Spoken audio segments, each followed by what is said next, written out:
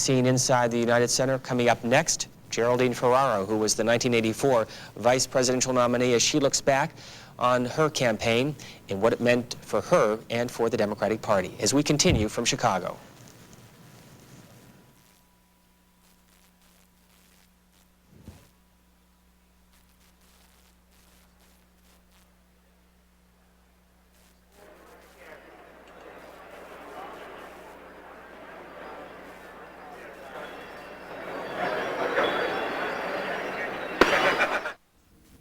Geraldine Ferraro, how in 1984 did Walter Mondale inform you that he wanted you as his running mate?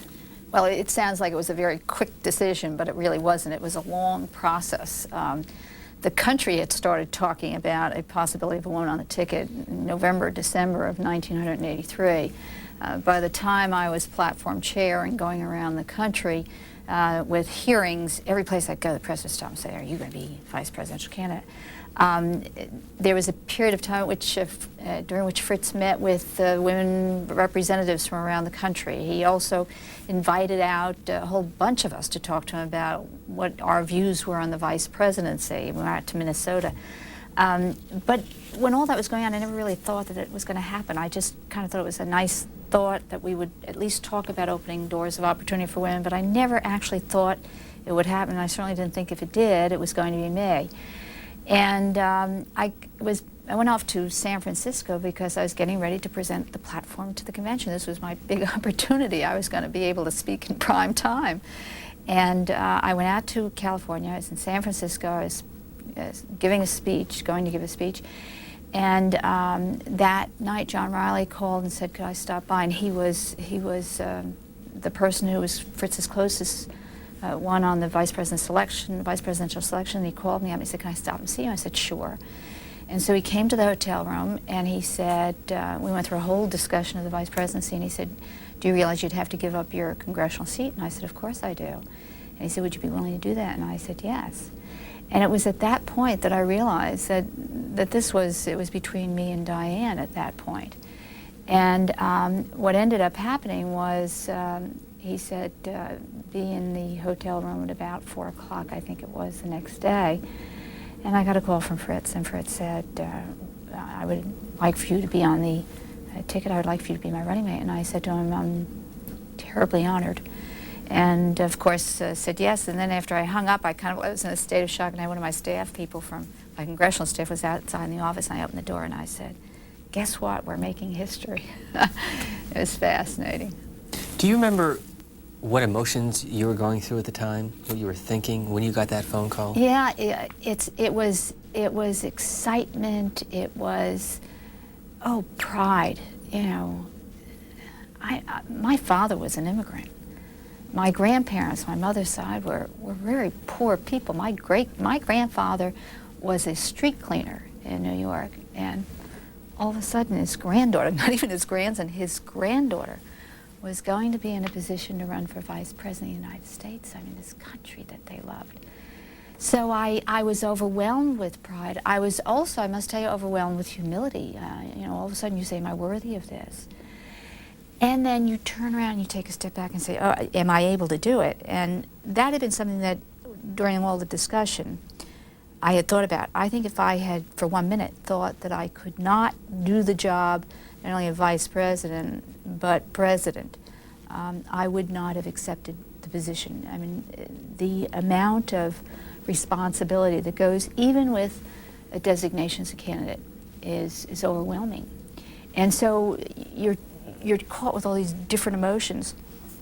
And I was thrilled for women in this country because I realized what it was going to do. It was going to open a door that would never again be closed.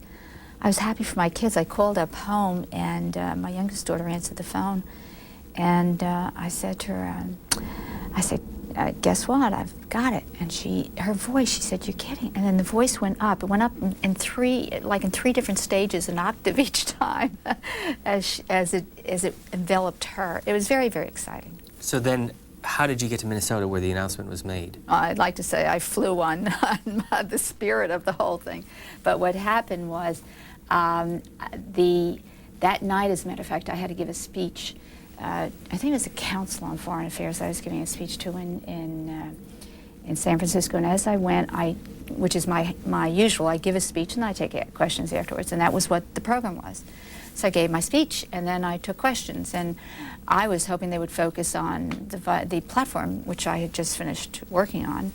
And there were questions on the platform. There were questions on foreign policy. There were questions on where Fritz Mondale stood on these issues as compared to President Reagan. And then someone said to me, what about a woman vice president? Do you think it's going to happen? And I said, I really don't know. And I must tell you that carrying it off with a very, very straight face, not letting the public or the press, who were there in large numbers for this thing, know that I had already been chosen, was a little bit difficult, but it was also like playing make-believe. And then after the speech was over, several staff just got me, pushed me out through a door into a limousine. I did not even know the person who was sitting in the limousine. Turned out to be someone from the Mondale campaign. They whisked me off to a little plane in an airport outside of San Francisco. I got on a plane with somebody else I didn't know, and we zoomed to Minnesota, flying that night, and arrived very, very late. And my husband and kids arrived the next morning. So word didn't leak until the next morning? Yeah, what had happened was my husband actually was, the press was outside my house looking to see what was going on. And I have pictures of my husband and my daughter sneaking out of the house. I mean, just kind of their heads down. They got up at 5 o'clock in the morning. They did not turn the lights on in the house. They got dressed in total darkness. I mean, the things that we did not to let the press know. And then John and Laura were on the plane, and their pretext was that they were flying to San Francisco. However, when they got to the airport, they got on the plane to Minnesota, to St. Paul. And then the cat was out of the bag. You mentioned Dianne Feinstein, who was then the mayor of San Francisco. Politically, why did he choose you and why not somebody else? I did not ask, and you don't ask why me and not Dianne. I was just very grateful that I had gotten the nomination, but I do think that what was probably looked at was the fact that I am an ethnic, and that is a swing voting constituency in this country. It is today too. Those are the Reagan Democrats, the people who had moved over to Ronald Reagan in 1980. Catholic, ethnics, Democrats, blue-collar workers. That's my background. When did you first meet Walter Mondale? Actually, I met him after I won the primary for Congress in 1978. I was a surprise winner. I wasn't expected to win. I was not the candidate of the organization. I was an unknown. I had been a prosecutor. I had no political experience running for office, and I won. And then I wasn't supposed to win the general either. But what ended up happening was we called up the White House and asked if I could get a picture and an endorsement. And both President Carter and Vice President Mondale were wonderful, and they said, come on down. And I remember that. What a disaster that was. I had an appointment at the White House at 9 o'clock in the morning, and I live in a neighborhood in Queens where taxis don't run the streets. It's kind of almost secluded.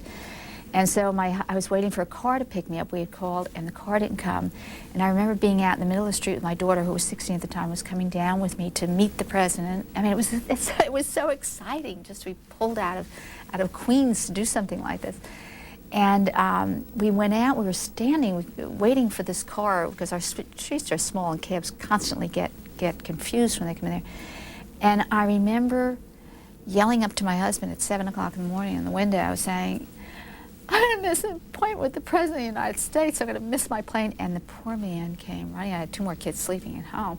He came running down in his bathroom pajamas and drove me to the airport, drove me and Donna.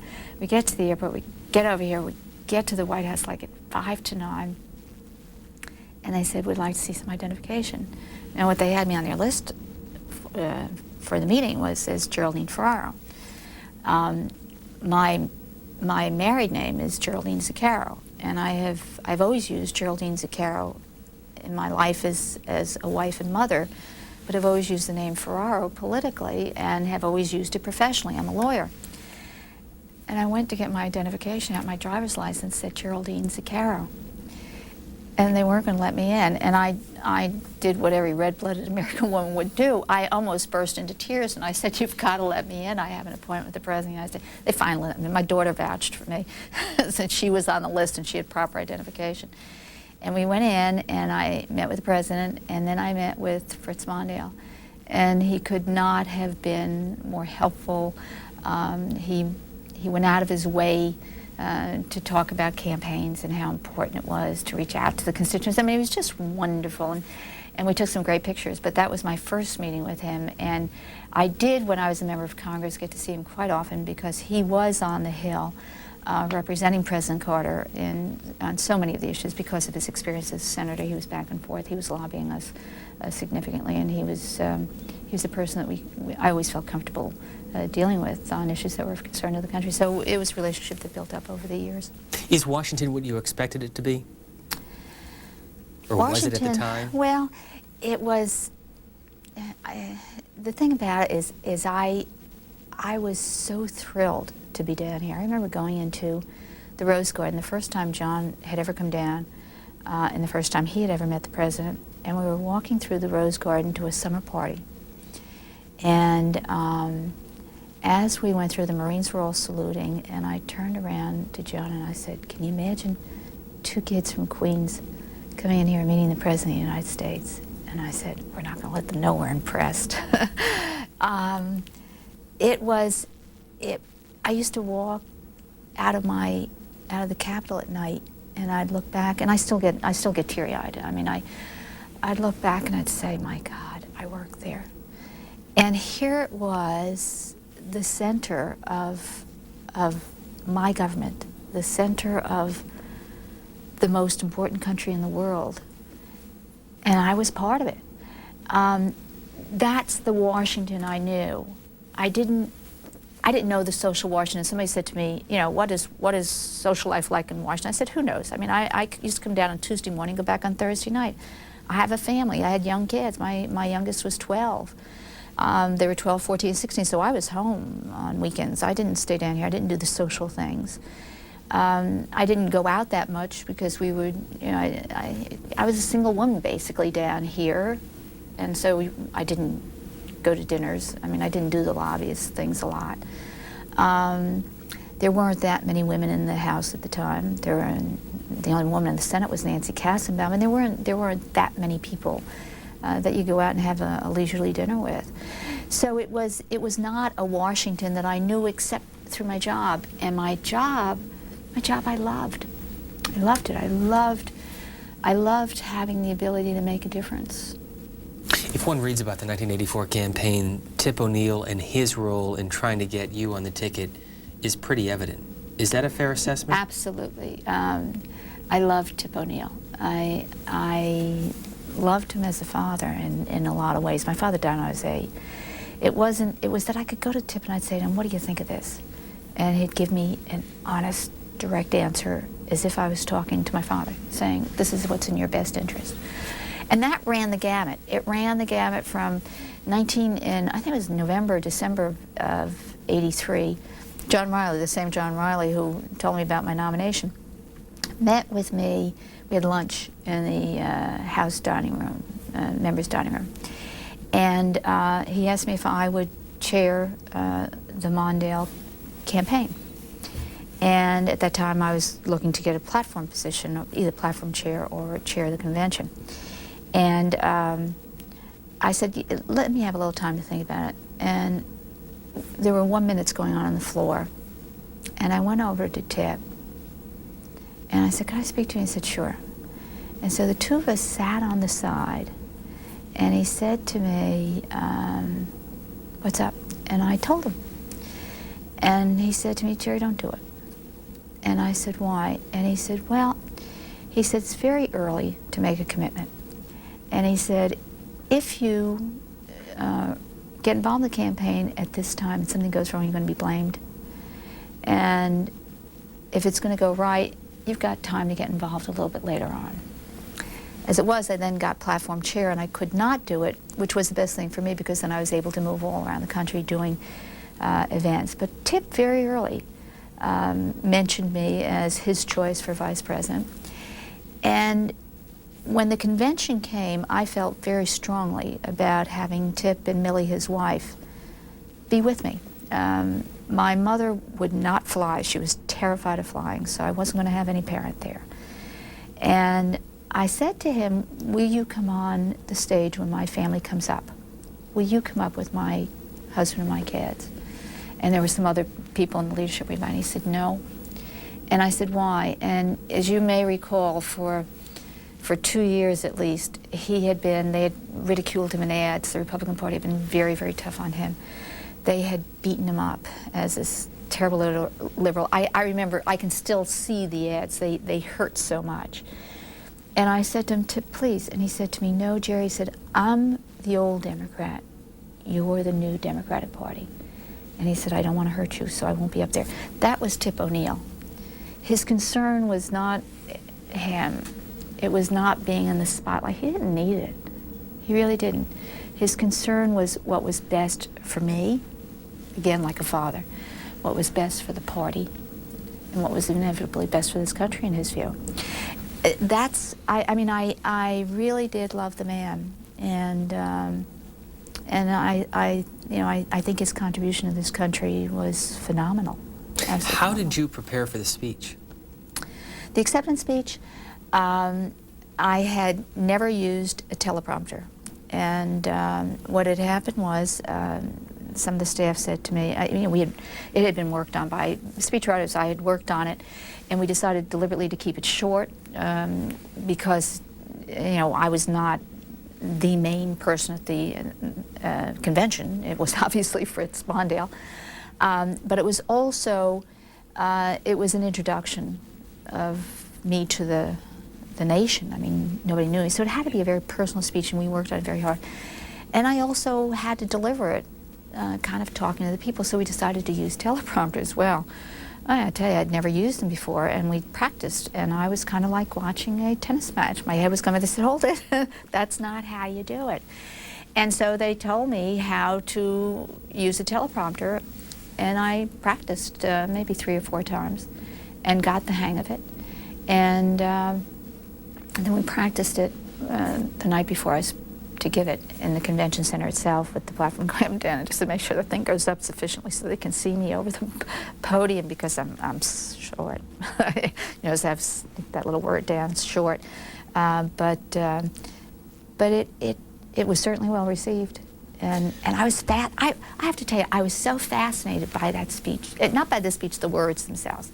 But I was fascinated watching the audience. I mean, I was as taken by them as they were by me, because what had happened was the Democratic male members, the delegates, had, in many instances, given their floor passes to the alternate women in their delegation, so that the men were up in the seats where the alternate delegates usually sit, and the male delegates surrendered their floor passes to their alternate women, so that when I looked at the floor, I mean, I would say 80 to maybe 90% of the people on the floor were women.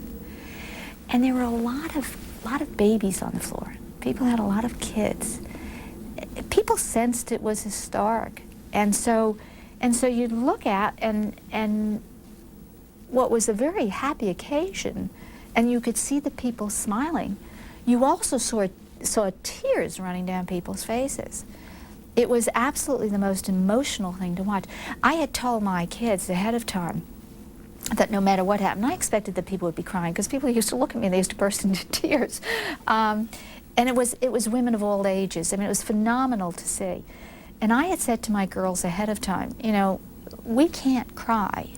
I've got to show that I'm strong. And it was that old double standard. I mean, you'd seen, Ronald Reagan used to cry, and they used to say, oh, God, he's so sentimental and he's empathetic and all that. But if I had cried, it would have been, oh, God, weak women, what are we doing?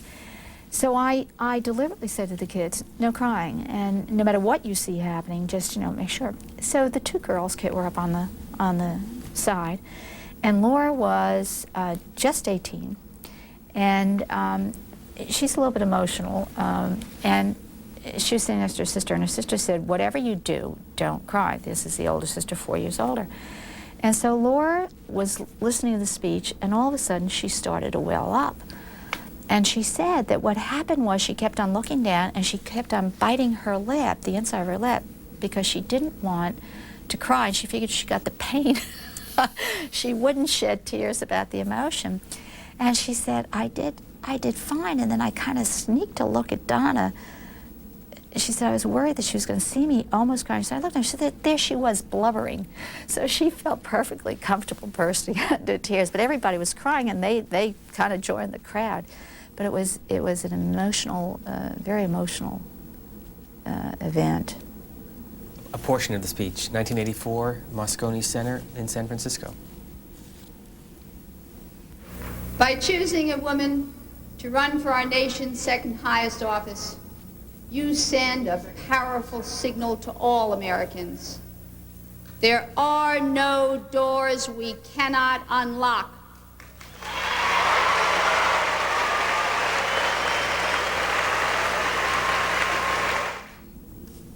Were you nervous? Oh, sure. You know, when they say to you, you're talking to 50 million people, that's kind of overwhelming. And I guess I was worried that I wasn't going to be able to give the speech without making a mistake. I had the written text in front of me. I was worried that the teleprompter might get stuck, which they do. I wanted it to be good. I wanted to deliver for everybody out there who's saying this is the first time a woman is doing this, and I want her to be. I don't want it to go with any sort of a hitch. I wanted to go totally without a hitch. So I was worried about that. I wasn't worried about what I was saying. I wasn't worried about what I was going to do. I wasn't worried that I could do the job, but I was worried about a glitch, you know, in the speech itself. And then when it was all over, then I was fine. A couple of days either after the announcement and before I still the get a little, convention. as you can see, I still get a little weepy when I see these things. There's a scene of you at a grocery store. Was that after the announcement, before the convention, or after the convention? No, it was after the convention, and what had happened was I had gone back to Forest Hills, and I went to the market, which is something I do all the time. I still do it. I mean, if I don't go, people when they see me, okay, used to say to me when I first started doing this, oh my God, I didn't know you shopped. I said, well, you know, I got a family, they like to eat too. But we went to the market, and I did it. I could have gotten somebody else to go do the grocery shopping at that time, but I did it because the person who is the manager of Key Food, the place I go to all the time, was so supportive. And I knew this could make a difference to him and to my neighbors. And so I went and did the ordinary things that I ordinarily did to tell them, this is your neighbor, who's now in a position, and I was in that position because they had put me in Congress. I mean, that's why I was there. So it was kind of, yeah, I have to feed my family, which I do, but it was also a way to say to my neighbors, you know, thank you for putting me here, and let's see what we can do together. I mean, those are the people that these campaigns are all about. It's the people who run the grocery stores. It's people who you live next door to. The issues that I spoke to in the 1984 campaign were issues that the manager of Key Food was worrying about, and each one of those teenagers who were at the registers were worrying about. And so it was part of the campaign, but they're also very much part of my life, and they continue to be part of my life. I still go to Key Food every week. The news conference. Yeah. When did that take place? That took place 30 days after my nomination. And what had happened was, the reason I'm so definitive about this is, once you get a nomination, the clock starts running for you to file your financial disclosure forms. And during that 30 days, people wanted to get my income tax returns, my husband's income tax returns. They wanted the financial disclosure. And my lawyers and accountants said, we've got 30 days. We're going to take the full 30 days, and we are going to look into each one of the things that you've reported, all your past reportings, make sure everything is all right before you go and release any of these forms and before you give a press conference on it. I didn't handle the 30 days well. As much as I was very much the person who was comfortable in key food, I was not very comfortable before the national press. And if I were to look at some of the mistakes I made, dealing with the national press was probably the biggest. I just didn't know how to do it. I had never gotten attention like that. And part of it was my fault. Part of it was they were insatiable about getting information, and they didn't want to wait.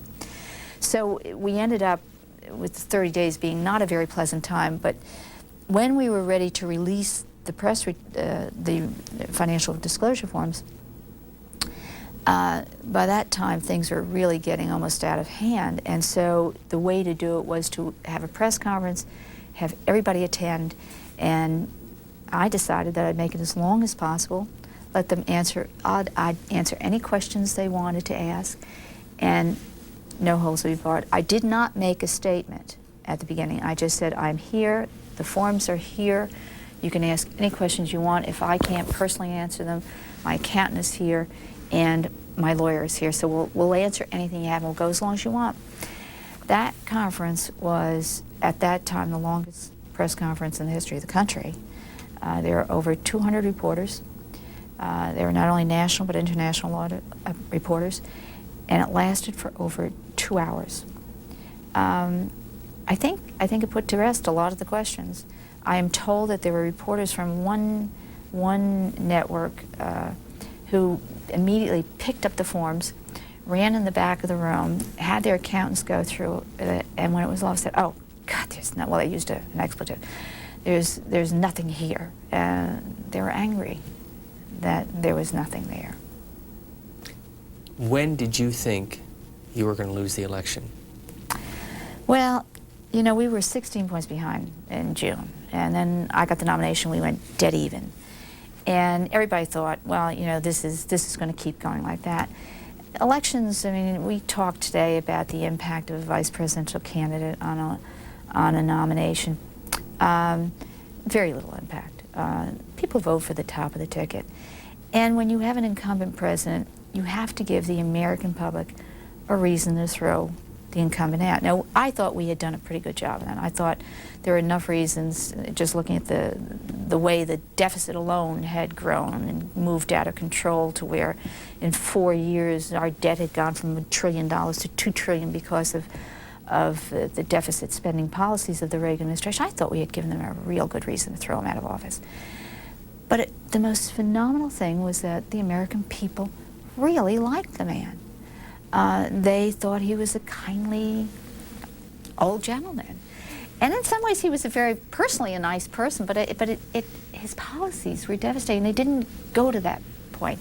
They were feeling good, inflation was down, interest rates were down, and he was selling It's Morning Again in America business, and they bought it. I thought after Fritz's first debate that we were in pretty good shape. I mean, it became perfectly obvious that he really wasn't able to deal in any sort of depth with any of the issues, and he forgot things. The second debate, I think what happened was he rehabilitated himself. He was heavily scripted, and when he took the referral, and I think he was actually the one who brought up the referral to age, he turned around and he said to Fritz, I'm not going to hold your age against you. I mean, it was a clever one-liner, which evidently he had memorized. He was an actor. He knew how to do it. He knew just where to place it. At that point, I think we kind of knew that the polls weren't going to get any better. People liked him. If you heard how people responded the day after the debate, they didn't focus on the issues and where either Fritz or Reagan were. They focused on the fact that he was now able to respond in the debate. And I think after that we kind of knew it. Though, you know, we kept campaigning, and we campaigned up until, you know, certainly election night. And then it was time to say thanks to all the people, which I did at my alma mater at Marymount College. Any regrets? No, I look back now. I've been asked that question a million times, and I used to say that if God had given me a videotape of the 6 months, the time of from the nomination through the end of that year, if I had seen what we would have gone through as a family, I probably would have said, do me a favor and God and give it to Diane. But if God had said, I'm not going to give it to another woman, it's going to be a gray-haired senator from Texas, Lloyd Benson, and maybe we're not going to let a woman do this, I probably would have said I'll do it anyway, because I think the campaign did make a difference in this country. I'm not talking about me. I'm talking about the candidacy of a woman. I mean, let's disassociate me, because I think any one of a number of women could have done precisely what I did. But if you disassociate me, you just take a look at the candidacy did have impact. And it is now 12 years after that nomination, I still get letters from women and girls around the country saying that candidacy made a difference. I get stopped by people saying, do you know what that campaign meant to me? We figure if you could do it, we could do it too. People who have taken steps which they might not have had the nerve to do before. They might not have been willing to take the risk. They looked at the risk that I took with that candidacy. And it made a difference. I think it's made a difference where we now talk about a woman candidate as vice president. Nobody says anything. We could talk about women running for office. I'd like to see women in the primaries in the year 2000. And we've got women in the traditional places from which candidates come. We've got women in the United States Senate. Not enough. We've got women in the United States. We've only one woman in the State House. We've got to do better than that. But I would like to see a woman running for the job of president. And I think that we can all look back to 1984 and say, yeah, that's when it all started. So I don't have any regrets. I feel bad every once in a while when I think about what happened to my family, the personal side of it. But there's nothing I can do about that. And they have no regrets. They have none whatever. So, you know, it was a great event for this country. Last question. Will you ever get back in? That's possible. You know, I ran for the Senate in '92. It was a very, very difficult, vicious primary. It was kind of the deja vu all over again from '84. Only this time it wasn't the Republicans. It was some of my own Democrats who did it to me. I don't know if I'll run. If I run, it's the only time I will think of doing it again is 1998. After that, no. After that, it's